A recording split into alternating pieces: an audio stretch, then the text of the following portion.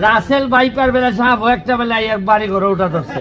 High high, সংসদ পর্যন্ত নিয়ে গেছেন এই রাসেল ভাইপার সাপকে ব্যারিস্টার সুমন। তো বন্ধুরা, বুঝতেই পারছেন আজকের ভিডিওটা কতটা গুরুত্বপূর্ণ। রাসেল ভাইপার একটা সাপ। রাসেল ভাইপার কি সাপ? রাসেল ভাইপার নদী দিয়া বাইশাইতেছে। সারা বাংলাদেশে প্রায় 70% জেলায় রাসেল ভাইপার ঢুকে গেছে। সে বৎসরে 20 থেকে 40টা বাচ্চা দিতে পারে। আপনি পানিতে আছেন, ঠিক সেই সময় সাপের কামড় থেকে বাঁচার দোয়া। রাসেল ভাইপার সাপ নিয়ে চিন্তিত? ইনশাআল্লাহ চিন্তার কোনো কারণ নেই। শুধু তাই না, ব্যারিস্টার সুমন তাহিরি ও বিভিন্ন আলেমরা এই ভাইপার রাসেল সাপকে নিয়ে কি বললেন তা জানলে আপনারা অবাক হয়ে যাবেন। এইদিকে আবার অনেক আলেমরা বলতেছে এই রাসেল ভাইপার সাপ নাকি একটা কিয়ামতের আলামত। শুধু তাই না, এইদিকে আবার অনেক আলেমরাই বলতেছে কিভাবে বাঁচবেন এই রাসেল ভাইপার সাপ থেকে, তা আজকের ভিডিওতে প্রমাণ সহকারে দেখানো হবে। তো বন্ধুরা, চলুন প্রথমে আমরা দেখে আসি এই আলেম রাসেল ভাইপার সাপকে নিয়ে কি বললেন, তারপরে আমরা চলে যাব ব্যারিস্টার সুমনের কাছে এবং দেখব ব্যারিস্টার সুমন কি বললেন সংসদে এই রাসেল ভাইপার সাপকে নিয়ে। সারা বাংলাদেশে প্রায় 70% জেলায় রাসেল ভাইপার ঢুকে গেছে। সে বৎসরে 20 থেকে 40টা বাচ্চা দিতে পারে। আপনি পানিতে আছেন, ঠিক সেই সময় সাপ আপনার পায়ে কামড় দিয়েছে। আপনি নিশ্চিত থাকবেন যে আপনার শরীরে বিষ ঢুকবে না। কেন বলেন তো? এই রাসেল ভাইপার বাংলাদেশে যেটা ছড়িয়ে পড়েছে, এই রাসেল ভাইপার 100 বছর আগেই কিন্তু বাংলাদেশে থেকে প্রায় বিলুপ্ত হয়ে গেছিল। ডাক্তাররা বলতেছে যে এটা যদি দংশন করে তাহলে মানুষ মারা যাবে খুব শীঘ্রই। এরকম একটা বিপদ মুসিবতের সময়ে একজন মুমিন আমার বিশ্বাস থেকে করণীয় কিছু আছে কিনা। ফরিদপুরের একজন লিডার তিনি ঘোষণা করেছেন যে রাসেল ভাইপার একটারে যে মারতে পারবে তার আমি 50,000 টাকা পুরস্কার দেব। সাপের ব্যাপারে কিন্তু হাদিস আছে একাধিক, এবং এক্ষেত্রে আব্দুল্লাহ ইবনে ওমর রাদিয়াল্লাহু তাআলা আনহু তিনি সাপ দেখলেই কিন্তু দৌড়ান দিতেন এবং মারতেন। আপনি বলবেন যে হুজুর কেন তিনি মারতেন? নবীজি সাল্লাল্লাহু আলাইহি ওয়াসাল্লাম এক প্রকার সাপের ব্যাপারে খুব সতর্ক করেছিলেন সাহাবীদেরকে। সেই সাপটা কোন সাপ দেখেন, নবীজি সাল্লাল্লাহু আলাইহি ওয়াসাল্লাম সেই সাপের ব্যাপারে আনা আয়েশা রাদিয়াল্লাহু তাআলা আনহা قالت আমরা রাসূলুল্লাহ সাল্লাল্লাহু আলাইহি ওয়াসাল্লাম বিকতলি জিতুফিয়াতাইনে ফাইন্নাহু ইয়ালতামিসুল বাসর ওয়া ইউসিবুল হাবাল। আয়েশা রাদিয়াল্লাহু তাআলা আনহা থেকে বর্ণিত, তিনি বলেন রাসূল আকরাম সাল্লাল্লাহু আলাইহি ওয়াসাল্লাম পিঠে দুটি সাদা রেখা বিশিষ্ট বিষধর সাপ মেরে ফেলার নির্দেশ দিয়েছেন, কারণ তার দৃষ্টিশক্তি কেড়ে নেয় এবং গর্ভস্থ সন্তানের ওপরে বিরূপ প্রতিক্রিয়া সৃষ্টি করে। গর্ভে যে সন্তান থাকে এরকম কোনো মাকে যদি এই সাদা রেখা বিশিষ্ট সাপ দংশন করে তাহলে সেই সন্তানের ওপরে ইফেক্ট করে, মায়ের ওপরে ইফেক্ট করে। এটা নবীজি নিজে বলেছেন। কোথায় আছে হাদিসটি? নবীজি সাল্লাল্লাহু আলাইহি ওয়াসাল্লামের এই হাদিসটি আম্মাজান আয়েশা সিদ্দিকা রাদিয়াল্লাহু তাআলা আনহা থেকে বর্ণিত। বর্ণনাকারী আয়েশা বিনতে আবু বকর সিদ্দিক রাদিয়াল্লাহু তাআলা আনহা, এবং হাদিসের মান সহিহ মুসলিম ইসলামিক ফাউন্ডেশন থেকে যেটা অনুবাদ করা হয়েছে, সেখানে এই হাদিসটি আমরা যদি খুঁজি তাহলে পাবো। এরপর আসেন আরেকটি হাদিস, ওয়াকালাল আবতারু ওয়াদুতুফ ইয়াতাইনে। নবীজি কি বলছেন? লেজ খসে যাওয়া এবং পিঠে দুটি সাদা রেখা বিশিষ্ট সাপ। আব্দুল্লাহ ইবনে ওমর রাদিয়াল্লাহু তাআলা আনহু একটা সাপ দেখলেন, তারপরে এটার পিছু নিয়েছেন। অন্য অন্য সাহাবীরা ওনাকে বলছেন, এই তুমি কোথায় যাচ্ছ? এই যে সাপ আমি দেখেছি, নবীজি সাল্লাল্লাহু আলাইহি সাল্লাম তো সাপ দেখলে মেরে ফেলতে বলেছেন, এই জন্য আমি মারার জন্য যাচ্ছি। তো সাহাবীরা বললেন, তুমি কি শোনো নাই যে ঘরে এবং ঘরের বাইরে যে সমস্ত সাপগুলা মানুষের আশপাশে থাকে, এই সাপগুলো তোমাকে দংশন না করলে, তোমার ক্ষতির কারণ না হলে তুমি তাকে হত্যা করতে পারবে না। এটা নবীজি নিজেই নিষেধ করেছেন। তাহলে কি এখান থেকে বোঝা যায় যে যেই সাপটা আপনার শরীরের জন্য ক্ষতিকর, আপনার জীবন বিনাশ করবে, সেই সাপকে আপনার হত্যা করতে হবে। আর কিছু সাপ আছে, আপনি জানেন কি না, সারা পৃথিবীতে যত ধরনের সাপ আছে 80% সাপ যাদের নাই, বিষ নাই, মানুষকে কামড়াইলে এই মানুষের শারীরিক কোনো ক্ষতি হয় না। এবং সাপের একটা নেচার আছে, কিন্তু আপনি যতক্ষণ পর্যন্ত তারে খোঁচাখুচি না করবেন ততক্ষণ পর্যন্ত কিন্তু কামড়ায় না। খেয়াল করে দেখেন, ধরেন আপনার পাশ দিয়ে চলে যাচ্ছে, আপনাকে প্রথমে কিন্তু ছোবল মারে না, এটা সাপের একটা বৈশিষ্ট্য। কিন্তু এই রাসেল ভাইপার বাংলাদেশে যেটা ছড়িয়ে পড়েছে, এই রাসেল ভাইপার 100 বছর আগেই কিন্তু বাংলাদেশে থেকে প্রায় বিলুপ্ত হয়ে গেছিল। এটা সাহারা মরুভূমিতে পাওয়া যেত, আরব বিশ্বের বিভিন্ন দেশে পাওয়া যেত। বাংলাদেশে কিভাবে আসলো এই সাপটা? এখন আমরা জানি না যে এটা কোনো কারো ষড়যন্ত্র কিনা বাংলাদেশের কৃষিখাত ধ্বংস করার জন্য, যে এই রাসেল ভাইপার ছাড়ে দিলে কৃষকরা ভয়ে মাঠে যাবে না, ধান কাটতে পারবে না বা জঙ্গলে যাবে না, কারণ এটার ইফেক্ট কিন্তু কৃষিখাতে অবশ্যই পড়বে। ডাক্তাররা বলতেছে যে এটা যদি দংশন করে তাহলে মানুষ মারা যাবে খুব শীঘ্রই, এবং ওই যে মেডিসিন বা ইঞ্জেকশন দেওয়ার পরে, অ্যান্টিভেনম দেওয়ার পরেও কিন্তু কাজ হয় না। অনেক সময় কিডনি বিকল করে ফেলে, হার্ট দুর্বল করে ফেলে, হার্ট বিকল করে ফেলে, এই জন্য মানুষ মারা যায়। এখন নবীজি সাল্লাল্লাহু আলাইহি ওয়াসাল্লামের সেই হাদিস থেকে আমরা স্পষ্টরূপে বুঝতে পারি যেহেতু রাসেল ভাইপার মানুষের জন্য ক্ষতিকর। এবং আজকে দেখলাম পত্রিকায় ফরিদপুরের একজন লিডার তিনি ঘোষণা করেছেন যে রাসেল ভাইপার একটারে যে মারতে পারবে তার আমি 50,000 টাকা পুরস্কার দেব। তো এখন মানুষের জীবন আগে ভাই, প্রাণী এই সাপ পোকামাকড় যারা দংশন করে এগুলো পরিবেশের ভারসাম্য অবশ্যই রক্ষা করে, কিন্তু মানুষের জীবনের জন্য যদি ক্ষতির কারণ হয়ে দাঁড়ায় নবীজির ভাষ্য অনুসারে সেটাকে হত্যা করতে হবে। এবং ইভেন কুকুর, রাস্তায় যে সমস্ত কুকুর ঘোরাফেরা করে আপনার কোনো ক্ষতি করে না, তাদেরকে হত্যার কথা বলা হয় নাই।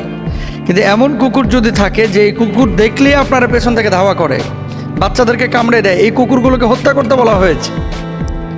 সুতরাং রাসেল ভাইপারের যে বিষয়টা, এটা হাদিস থেকে আমরা যেটা বুঝি, নবীজি সাল্লাল্লাহু আলাইহি ওয়াসাল্লাম বলেছেন ক্ষতিকারক যদি হয়ে থাকে তাহলে সেখানে তাকে হত্যা করা যাবে।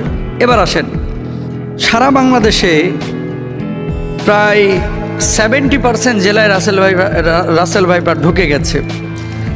এখন সাপে কামড়াইলে বাংলাদেশে আমরা কিছু ভুল বা কুসংস্কার কাজ করে থাকি, যেগুলো আসলে চিকিৎসা বিজ্ঞানের আলোকেও অথেন্টিক না এবং কোরআন হাদিসের আলোকেও অথেন্টিক না। মনে রাখতে হবে, যখন কোনো বিষয় আপনার শারীরিকভাবে কোনো ক্ষতি করছে, প্রথমত আপনাকে কারণটা বের করতে হবে যে কী কারণে এটা হলো। সাপে কামড়াইছে, সাপে কামড়ানোর পরে এই বিষটা কিন্তু আপনার শরীরের মধ্যে ঢুকতেছে।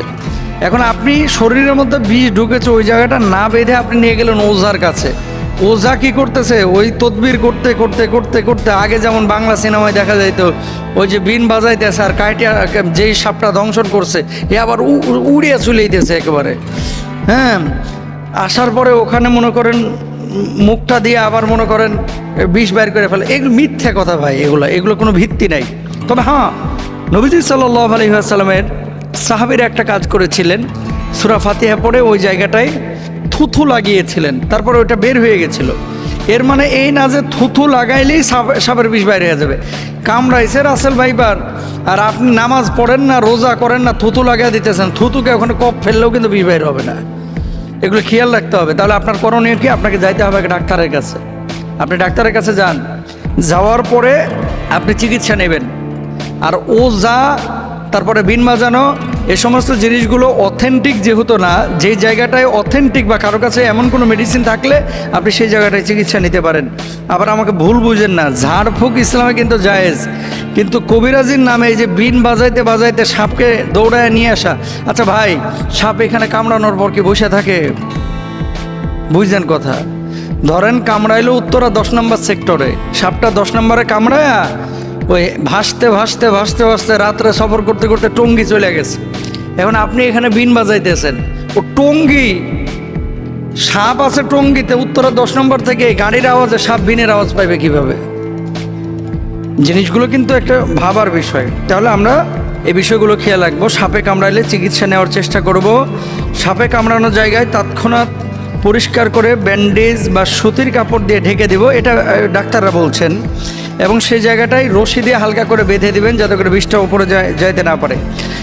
মনে রাখবেন, আপনি পানির মধ্যে পা দিয়ে রেখেছেন, পানিতে থাকা কোনো সাপ যদি পায়ের ওপরে কামড় দেয়, এটা খুব মনোযোগ দিয়ে শুনবেন। আপনি পানিতে আছেন, ঠিক সেই সময় সাপ আপনার পায়ে কামড় দিয়েছে, আপনি নিশ্চিত থাকবেন যে আপনার শরীরে বিষ ঢুকবে না। কেন বলেন তো? সাপটা যখন কামড় দেয়, বিষটা যখন এই তার দাঁত থেকে বা মুখ থেকে ছাড়ে, বিষটা ছাড়ার সাথে সাথে পানির সাথে মিশে ওই বিষটার শরীরের মধ্যে ঢুকে না। এই জন্য সাধারণত বিষধর সাপ পানির মধ্যে কামড় দেয় না। এই ধোরা সাপ টোরা সাপ যেগুলো কামড় দেয় চিন্তার কোনো কারণ নাই, কিন্তু শুকনো জায়গায় যদি আপনারা সাপে কামড় দেয়, বি কেয়ারফুল, এখানে আমাদের সচেতন হতে হবে। অনেকে সাপে কামড় দেওয়ার পর ওই জায়গাটায় মুখ লাগে চুষে বিষ নামানোর চেষ্টা করে, এটা সম্ভব না। চুষ দিয়ে বিষ বাইর করাটা এটা বিশেষ করে রাসেল ভাইপারের কোনোভাবেই সম্ভব না। আর বিষাক্ত সাপে কাটলে বাঁচার একটাই পথ, দ্রুত হাসপাতালে যাওয়া, আল্লাহর কাছে দোয়া করা, সূরা ফাতিহা পড়ে সেই জায়গাটায় ফুৎকার করা। যেহেতু এই সূরাকে বলা হয় সূরাতুশ শিফা, মনে রাখবেন সূরা ফাতিহাটাকে বলা হয় সূরাতুশ শিফা। এবং সাহাবীরা এই আমলটা করে ফলাফল পেয়েছে। আমরা আমলটাও করব এবং হসপিটালেও যাব, আল্লাহর উপর তাওয়াক্কুল করব। আল্লাহ তাআলা তৌফিক দান করুন। রাসেলস ভাইপার নামের যে সাপের কারণে আমরা আতঙ্কিত, একজন মুমিন হিসেবে আমাদের করণীয় কোনো আছে কিনা, একজন মুমিন হিসেবে আমাদের করণীয় কোনো বিষয় আছে কিনা, যেটার মধ্য দিয়ে রাসেলস ভাইপার সহ বিষাক্ত সাপের ছোবল থেকে আমরা বাঁচতে পারি। রাসেলস ভাইপার এটা কোনো আতঙ্কের নাম নয়। বাঁচার জন্যে আপনি যেইভাবে সতর্ক হওয়া উচিত সতর্ক আপনি হবেন। আমাদের যে ইকোসিস্টেম, চারদিকের ইকোসিস্টেমটাকে আমরা নষ্ট করে ফেলেছি। আমরা বেজি দেখলেই মেরে ফেলি। আমাদের দেশে গুই সাপকে আমরা হত্যা করি। আমাদের দেশে শিয়ালকে পেলেই আমরা শিয়ালকে মেরে ফেলি। যেগুলো সাপ খেয়ে ফেলে সেগুলোকে আমরা ধ্বংস করার মধ্য দিয়ে বিষাক্ত এই সাপ, যেটা একসময় বিলুপ্ত প্রায় ছিল, সেই সাপটি হঠাৎ করে এত পরিমাণ বেড়ে গিয়েছে। অন্যান্য সাপ যদিও বাচ্চা দেয় ডিমের মধ্য দিয়ে, ডিম পেড়ে সেই ডিম থেকে বাচ্চা বের হয়। আর এই হিমোটক্সিন লালন করা এই সাপটি এতটা বিষাক্ত, সে বৎসরে 20 থেকে 40টা বাচ্চা দিতে পারে। বিষাক্ত এই সাপটি আমাদের দেশের 28টি জেলায় এই পর্যন্ত ছড়িয়ে পড়েছে। এই বৎসরে শুধু এই সাপের কামড়ে 10 জন মানুষ মারা গিয়েছে। বাংলাদেশে প্রতি বছর 4 লক্ষ মানুষকে সাপে কাটে। এই 4 লাখ মানুষ থেকে প্রায় 7,000 মানুষ মারা যায়। আমরা জানি না যে পরিবেশের ভারসাম্য রক্ষায় এই সাপের বিষেরও কিন্তু প্রয়োজন আছে। যারা অসুস্থ হয়ে যায়, ক্যান্সারে আক্রান্ত হয়, তাদের চিকিৎসায় এই সাপের বিষটাকে খুব বেশি আল্লাহ রাব্বুল আলামিন কার্যকরী ঔষধ বানিয়ে দিয়েছে। কিন্তু হিমোটক্সিন হওয়ার কারণে এই সাপের বিষটা এতটা মারাত্মক, আপনি অ্যান্টিভেনাম ইউজ করার পরেও মানুষটা মারা যেতে পারে। 25 দিন পরেও সে নানাভাবে তার কোনো অঙ্গহানি হতে পারে। এমনকি তার যেই অঙ্গে সাপটা কেটেছে ওই অঙ্গটা কেটে ফেলে দেওয়া লাগতে পারে। এরকম একটা বিপদ মুসিবতের সময়ে একজন মুমিন আমার বিশ্বাস থেকে করণীয় কিছু আছে কিনা। নবীজি সাল্লাল্লাহু আলাইহি ওয়াসাল্লাম এমন একটি দোয়া শিখিয়েছেন, সুনান তিরমিজির ভিতরে এই দোয়াটি এসেছে, হাদিসের কিতাবগুলোর ভিতরে এই দোয়াটি এসেছে। নবী করিম সাল্লাল্লাহু আলাইহি ওয়াসাল্লাম এই দোয়াটি আমাদেরকে শিখিয়েছেন। নবীজি সাল্লাল্লাহু আলাইহি ওয়াসাল্লাম বলছেন, আউযু বিকালিমাতিল্লাহি তাম্মাতি মিন শাররি মা খালাক। আমি আবার বলছি, আউযু বিকালিমাতিল্লাহি তাম্মাতি মিন শাররি মা খালাক। আউযু বিকালিমাতিল্লাহি তাম্মাতি মিন শাররি মা খালাক। সকাল সন্ধ্যায় 3 বার করে এই দোয়াটি পড়ুন। সকাল এবং সন্ধ্যায় 3 বার করে আপনি এই দোয়াটি পড়েন। আবু হুরায়রা রাদিয়াল্লাহু তাআলা আনহু বলছেন, 3 বার যে ব্যক্তি এই দোয়াটি পড়বে, নবীজি সাল্লাল্লাহু আলাইহি সাল্লাম শিখিয়েছেন, ওই ব্যক্তির জন্য, ওই ব্যক্তির উপর থেকে আল্লাহ রাব্বুল আলামিন যদি চান তাহলে বিচ্ছু, সাপ, বিষাক্ত কোনো প্রজাতি যেটা ক্ষতি করার সম্ভাবনা আছে, ওই ব্যক্তির উপর থেকে আল্লাহ রাব্বুল আলামিন ক্ষতিটাকে কাটিয়ে দিবেন। এজন্য আমরা প্রত্যেকে দোয়াটা পড়ার চেষ্টা করি, বুঝে বুঝে আল্লাহর কাছে বলার চেষ্টা করি, আউযু বিকালিমাতিল্লাহি তাম্মাহ মিন শাররি মা খালাক। যত সৃষ্টি আছে, আল্লাহ সব সৃষ্টির যত অমঙ্গল আছে, সে অমঙ্গল থেকে আপনি আমাকে হেফাজত করেন।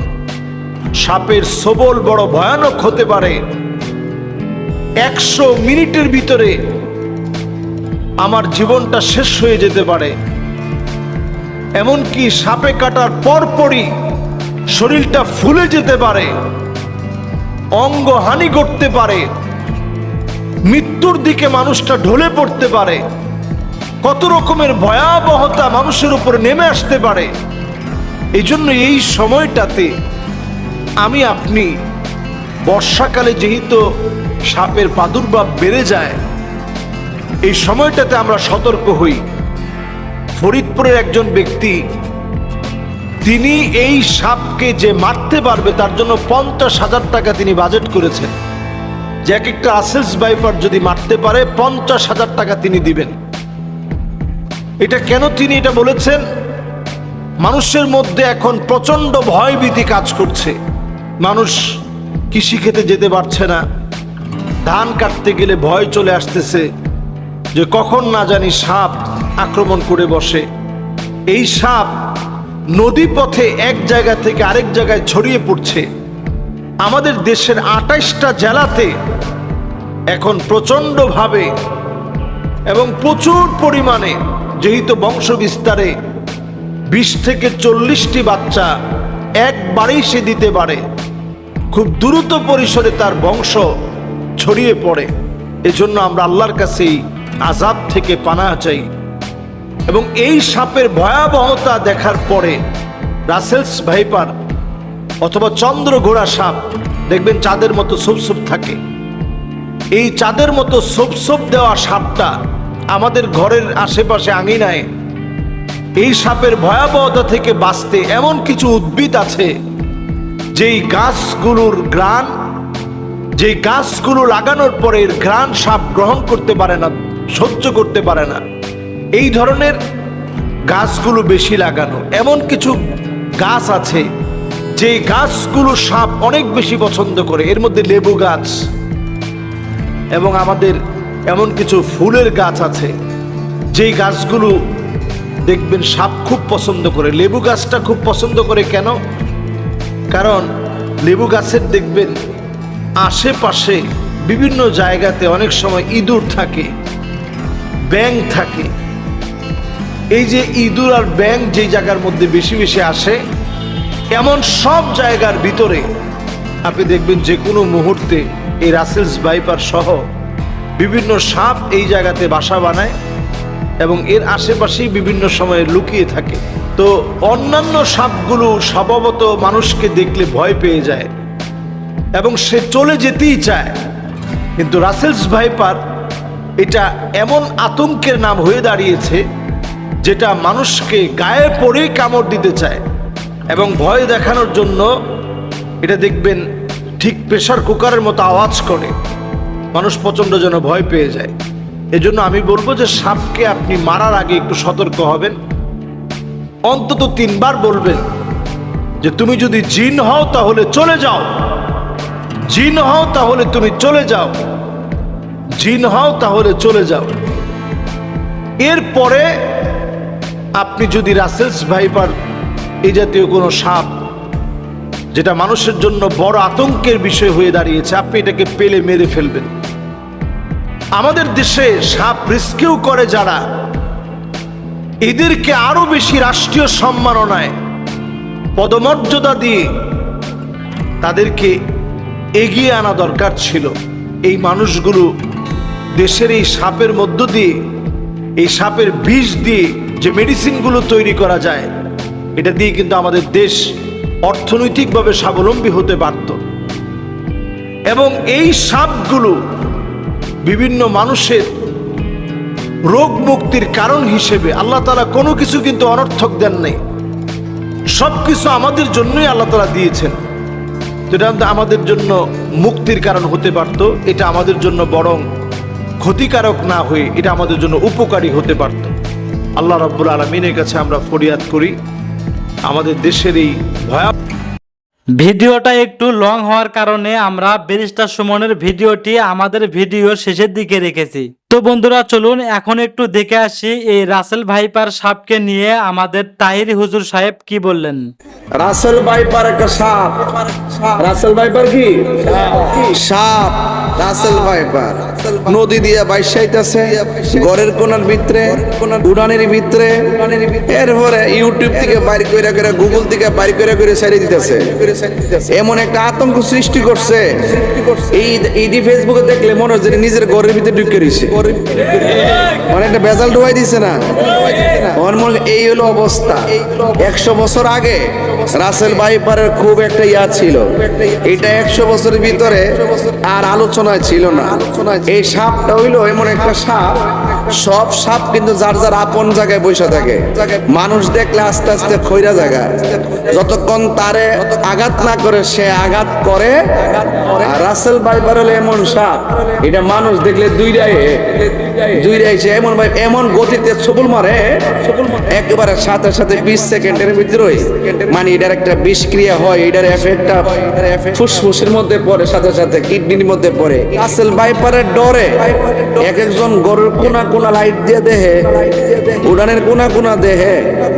আরে বাতি জারফুর কবরে যাওয়ার পরে যে কত রাসেল ভাইপার বয়ে রইছে সুদ করে কামড়ায় ভালাই গা। আরে হাত দিলে আল্লাহর হাবিব বলছেন ইল্লাল মাওয়াদ্দাতা ফিল কুরবা, এটা কোরআনের আয়াত। আমি চাই শুধুমাত্র আমার আহলে বায়াতের মহব্বত। এখন প্রশ্ন হলো আহলে বায়াত আবার কারা? কাদেরকে ভালোবাসলে নবীকে ভালোবাসা হবে? কাদেরকে ভালোবাসলে নবীকে ভালোবাসা হবে? আখাযা বিয়াদি হাসানিন ওয়া হুসাইনিন, রাসূল একদিন হাসান হুসাইনের হাতের মধ্যে ধরলেন, দইরা বললেন যারা আমাকে ভালোবাসতে চায় তারা যেন দুইজনকে ভালোবাসে। ওয়া আবাহুমা, শুধু তারা দুইজন না, তাদের বাপকে যেন ভালোবাসে। তাদের আব্বার নাম হলো হযরতে মৌলা আলী রাদিয়াল্লাহু তাআলা আনহু।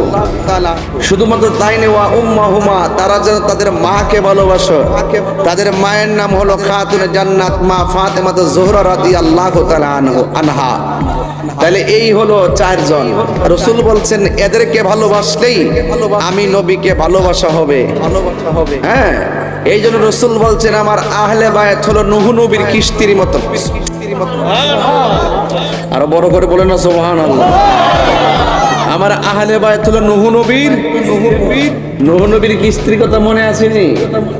নূহ নবী এত শত বছর দাওয়াত দেওয়ার পরে মাত্র কয়েকজন লোক ইসলাম দিন গ্রহণ করছে। শেষ পর্যন্ত নূহ নবী কইছে আল্লাহ এদের সঙ্গে আমি আর পারি না, এরা আমার বিরুদ্ধে গালাগালি করে, এদেরকে তুমি ধ্বংস করে দাও। আল্লাহ বলছে একটা নৌকা বানাও, নৌকার মধ্যে যারা তোমার মানে হেরারে তুলো আর জোড়ায় জোড়ায় প্রাণী তোলো। সুবহানাল্লাহ। তো আল্লাহ পাকের নবী যার মাধ্যমে দুনিয়াতে শরীয়ত আসছে, নূহ নবীর সময় থেকে শরীয়ত আসছে। এর আগে ভাই বোন আদম আলাইহিস সালামের আমলে ভাই বোনকে বিয়ে করতে, এখন কি করা যাইব? এজন্য ওই সময়ের দলিল এনে টাইনা সমাজে ঢুকাই দিয়ে আবার ব্যাস লাগাই দিও না। আমরা সমাজের ভিতরে এক দলিল হারাম হয়ে যাওয়ার পরও আইনা পরে একটা রিওয়ায়াত পায় এই জায়েজ আছে, আর যে সব দলিলের মাধ্যমে যেটা সিদ্ধান্ত হয়ে গেছে ওই সিদ্ধান্ত বাদ দিয়ে খণ্ডিত অংশ আইনা সমাজে বিভ্রান্ত লাগায়, এমন কিছু লোক আছে না নাই? যাক, এইদিকে আমি একটু পরে যাবো, কারণ আমার ওয়াজের ধরন হলো দুই প্রকার, একটা হলো ওয়াজ, একটা হলো ওয়াশ। ওয়াশটা হলো আহলে বাইতের মহব্বত যারা করবে তারা হলো ইমানদার, যারা আহলে বাইতের মহব্বত করবে না তারা হলো বেঈমান। বেঈমানের সাথে আমাদের কোনো সম্পর্ক আছে? এবার আরেকটু সামনে যাই, তাহলে রাসূল বলছেন, আল্লাহ বলছেন হে নূহ নবী তুমি উঠো, তোমাকে যারা মানে তাদেরকে তোলো। সবাই নিয়ে তুলছে। নূহ নবীর একটা সন্তান ছিল যার নাম হলো কেনান। হামশান মিয়াফসিন কেনান, 4 ছেলের মধ্যে এক ছেলে নাফরমান হয়ে গেছে। এরপর বাবা বলছে পুত্রে তুফান পেলে মাইতেছে, তাকদা উঠ, না তুমি উঠো, আমি উঠতাম না। শেষ পর্যন্ত আফন ফুত মানছে না, এই জন্য ফুতে প্লাস প্লাবনের মধ্যে ডুবতে আর নূহ নবীর কিস্তিটা ঘুরতে ঘুরতে জুদি নামক পাহাড়ে যায় লাগছে। জোরে কন্যা সুবহানাল্লাহ। তো নূহ নবীর কিস্তিতে যারা উঠছিল তারা বেঁচে গেছে, যারা উঠে নাই তারা প্লাবনে ধ্বংস হয়ে গেছে। আল্লাহু আকবার বলবেন না? তো এই জন্য রাসূল বলছেন আমার আহলে বায়াত হলো নূহ নবীর কিস্তির মতন। তাহলে নূহ নবীর কিস্তির সাথে আল্লাহর হাবিব সাল্লাল্লাহু আলাইহি সাল্লাম কেন আহলে বায়াতকে তুলনা দিবেন, এইটাও একটা কথা। তাইলে সহজে আপনাকে বুঝাইয়া দেই, নূহ নবীর কিস্তিটা বানাইছে কাঠ দিয়া। কি দিয়া? কাঠ দিয়া। এটার পাল আছে, এটার দুই পাশে দুইজন কারালি আছে, একজন মাঝিও আছে। এরপরে ওই জায়গার ভিতরে নূহ নবীর নৌকা বানাইছে কাঠ দিয়া, আর আমার নবী আহলে বায়াতকে বানাইছে নৌকা কিস্তির মতন, কিস্তির সাথে তুলনা দিছে। এটার মানে হলো আহলে বায়াত হলো আমাদের প্রেমের নৌকা। তো নূহ নবীর আমলে প্লাবন হওয়ার পরে নদীর মধ্যে বাতাস লাগার পরে ঢেউ উঠছে, ঢেউর মধ্যে সব মরে গেছে। নবী এই নৌকার সাথে কিস্তির সাথে আমাদের আহলে বায়াতকে তুলনা করার মূল কারণ যে এমন একটা সময় আসবে, তুফান আসবে তোমাদের উপর। কি আসবে? তুফান আসবে। এই তুফান আসবে, এক এক সময় এক একটা তুফান আসে কি না বলেন? এক এক সময় এক একটা তুফান আসে। তুফানগুলো বিভিন্ন ধরনের নামে নামকরণ হয়। এই দুনিয়ার জমিনে কিছু তুফান আছে আইলা, এটা আসলে বাড়িঘর উড়ে গেছে। টর্নেডো বাড়িঘর উড়ে যায়, ঘূর্ণিঝড় বাড়িঘর উড়ে যায়। হ্যাঁ, এরপরে কি সিডর বাড়িঘর উড়ে যায়। বাড়িঘর উড়ে গেলে বাড়িঘর বানানো সম্ভব, ঠিক না বেটি? কিন্তু আমার নবী যে আহলে বায়াতকে বলছেন নূহ নবীর কিস্তির মতন, এটার বাস্তব উদাহরণ হইল এমন একটা সময় আসবে নদীর পানির ঢেউর কথা রাসূল বলছে না, যে তোমাদের উপরে এমন তুফান আসবে যেই তুফানের দ্বারা বাড়িঘর ধ্বংস হবে না, যেই তুফানের দ্বারা ঈমান ধ্বংস হয়ে যাবে। এই তুফানের দ্বারা কি ধ্বংস হয়ে যাবে? ঈমান ধ্বংস হয়ে যাবে। আজকে সমাজের ভিতরে করোনা আসছিল, সব স্থবির হয়ে গেছিল না? কেউ গর্তে বাইরিতে পারছে? অপেক্ষা করেন, এমন একটা মুসিবত আবার আইতে পারে। করোনা যেমনি নিয়ে গড়ে ঢুকাইছে, আবার দেখবা গড়ে গেলে ধরবো, সব বাইরে থাক। আইতাছে কইলাম এক রাসেল ভাইপার, নাকি নাম? রাসেল বাম্পার ভাইপার না, তুই দিবস বাম্পার। আরে ফোলা রাসেল ভাইপার কোন লাগে? সতর্ক করো লাগে তো বাজে কি কন? রাসেল ভাইপার একটা সাপ। রাসেল ভাইপার কি? সাপ। ফেসবুকে দেখলাম, টিকটকও, ফেসবুকে টোটাল পাতায় শুধু রাসেল ভাইপার। নদী দিয়া বাইসাইতেছে ঘরের কোনার ভিতরে, উড়ানের ভিতরে। এরপরে ইউটিউব থেকে বাইর করে, গুগল থেকে বাইর করে ছেড়ে দিতেছে। এমন একটা আতঙ্ক সৃষ্টি করছে, এই ফেসবুকে দেখলে মনে হচ্ছে নিজের ঘরের ভিতরে ঢুকে রয়েছে, অনেকটা বেজাল ঢোয়াই দিছে না? এই হলো অবস্থা। 100 বছর আগে রাসেল ভাইপারের খুব একটা ছিল, এটা 100 বছরের ভিতরে আর আলোচনায় ছিল না। এই সাপটা হইলো এমন একটা সাপ, সব সাপ কিন্তু যার যার আপন জায়গায় বসে থাকে। মানুষ দেখলে আস্তে আস্তে খৈরা জায়গা, যতক্ষণ তারে আঘাত না করে সে আঘাত করে। আর রাসেল ভাইপার হলো এমন সাপ, এটা মানুষ দেখলে দুইটাই সে এমন গতিতে ছবল মারে, একেবারে সাথে 20 সেকেন্ডের ভিতরে মানে এটার একটা বিষক্রিয়া হয়, এটার এফেক্টটা ফুসফুসের মধ্যে পড়ে, সাথে কিডনির মধ্যে পড়ে। তাড়াতাড়ি আপনার হসপিটালে নিয়ে যেতে হবে। কিন্তু এমন একটা বিষাক্ত সাপ। এখন আসলে কি সাপটা কি এমন ভাবে ছড়াই গেছে গা, নাকি ফেসবুকের গজব আমরা ধরছে, এটা এখন বুঝতাম পারতাছি না। তো যাই হোক, আল্লাহ পাক সত্য হোক আর মিথ্যা হোক, আল্লাহ পাক আমরা এই বিপদ আপদ থেকে বাঁচাই রাখো, আমিনগণ। তো এই রাসেল ভাইপারের ডরে এক একজন গরুর কোনা কোনা লাইট দিয়ে দেহে, উড়ানের কোনা কোনা দেহে। আরে বাতিজার ভূত, কবরে যাওয়ার পরে যে কত রাসেল ভাইপার বয়ে রইছে, সুদ করে কামড়ায় ভালাই গা। আরে হাত তুলে গো, হাত তুলে গো, হাত তুলে গো। মুখটা খারাপ করিস না, কয়ে দিলাম। রাসেল ভাইপারের ডরে কষ্ট নিয়ে না বাজান, এটা উচিত কথা। এই হক কথা না কইলে আমার মুখ চুলকায়। রাসেল ভাইপারের ডরে, আরে বাপরে বাপ, বাপরে বাপ।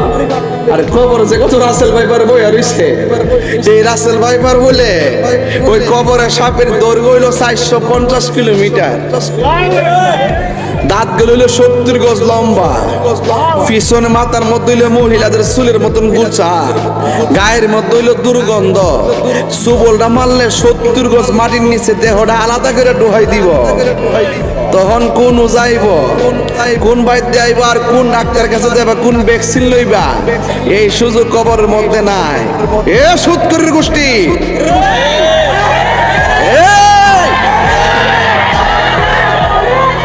খবরের কথা চিন্তা করো। আমার জীবন যদি সাপের কামড়ে যাওয়া লেখা থাকে, আমি বাঁচতাম পারতাম না, আমি বাঁচতাম পারতাম। ক্যামেরা আছে, একটু পিছিয়ে যাও, একটু দেখে যাও না। আর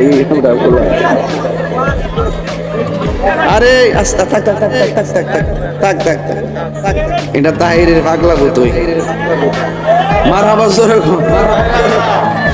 তখন কবর সাপ আসিনিও, বাইর দেখে দরতার বনি, রোজা দরতার বনি, সুবুল দিলে ভ্যাকসিন দিতার বনি, কোনো কাম হইতো না বাবা, কোনো কাম হইতো না, বাবা রে। এক রাসেল ভাইপারের ডরে ফেসবুকে ডোহন জানা বাবা। তো যাই হোক বাবা, তারপরও হে সগর মিস আল্লাহ পাক আমরা রে বিপদ থেকে বাঁচাই রাখবো, আমিন কোন। আর সিলেটের মানুষের অবস্থা বেশি ভালো না, আপনারা সবাই দোয়া করবেন। বানবাসী মানুষরা খুব কষ্টে আছে।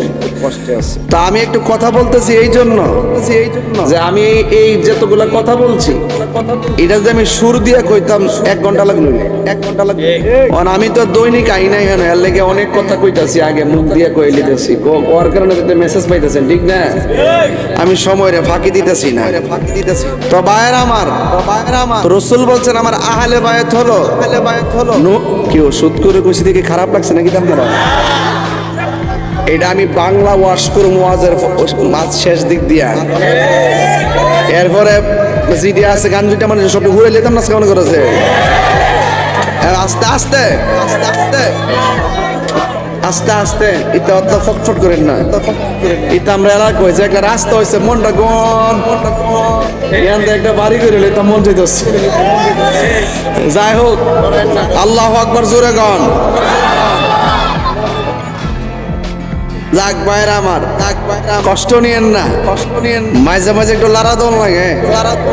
আল্লাহ যে মাঝে মাঝে তুফান দে কিরে দে, আমরা পরীক্ষা করবার লাগে। বান্দা যখন দুনিয়ার জমিনে জাকাত দেওয়া বন্ধ করে দেয়, আল্লাহ তখন আসমান থেকে বৃষ্টি নাজিল বন্ধ করে দেয়।